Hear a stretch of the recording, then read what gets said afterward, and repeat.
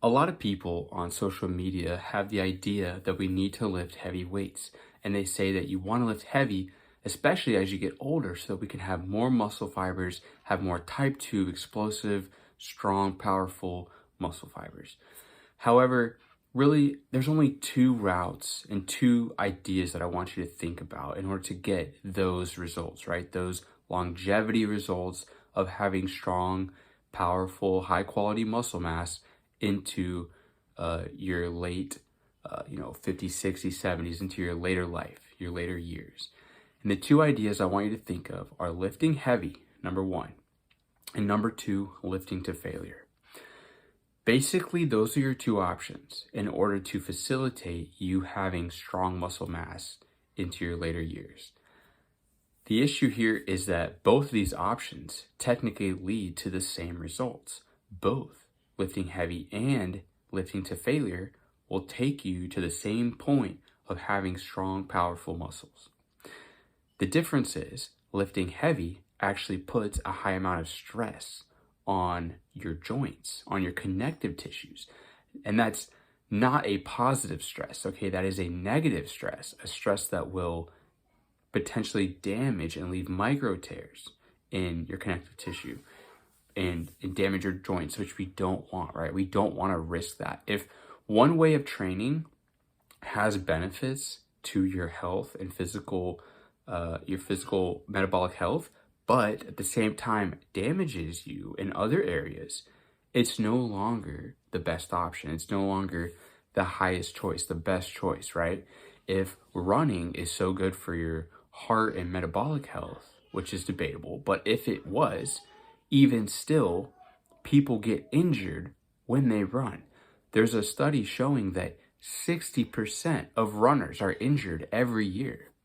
60% of every runner that exists is injured within a given year. And then runners will be injured for every 100 hours of participation. So you got to think about the pros and cons. Lifting heavy weights, pros, you achieve that goal and you check mark the box of having stronger muscles as you get older.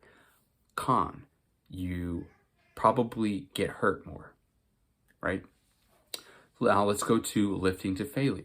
So lifting to failure, what is so scary about that? What is so damaging about that? Provided you can use less weight, right? You can use a moderate weight. You can even use a light weight. Now you still want to reach failure. So you're either going to do a lot of reps because you're going to move the weight fast, or you can move the weight slower.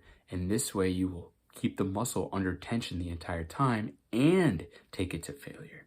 So that is so much safer and is way better for your longevity of your body while improving all of those health markers that lifting heavy weights would do. Your body doesn't know how heavy the weight is, right? If you pick up 80 pounds and rep it fast, that felt a certain sensation of weight in your body. If you pick up 50 pounds and move it slowly, now it feels like 80 pounds. Your body really doesn't care.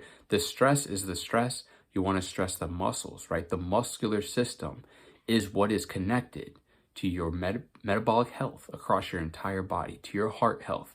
Everything comes back through the muscular system. If you want to live longer, you want to decrease your risk for all these diseases, right? High blood pressure, type 2 diabetes, obesity, cancers, Alzheimer's, all these things come back to having high quality muscle that burns glucose, which keeps your insulin sensitivity high, which is the opposite of type 2 diabetes, right? So no, I would not advise to lift heavy, especially as you get older. That's not required. What's required is you stimulate your muscles with a high intense stress by lifting to failure. So lifting to failure is not this boogeyman that people make it out to be. They act like lifting to failure is the most dangerous thing. That's because how they lift to failure is probably dangerous. Not how I lift to failure. Not how proper, controlled, high quality form of exercise is going to lift to failure, is going to injure you, because it's not.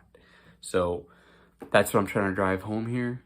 If you had to choose between lifting heavy weights or lifting to failure, I highly, highly, highly advise you to just lift to failure. Lift to muscular failure. That's what's going to recruit the most muscle fibers. That's what's going to give you the most stimulus, most bang for your buck, and that will allow you to cut your training volume significantly down and still have all of the fitness and health benefits that you're looking for.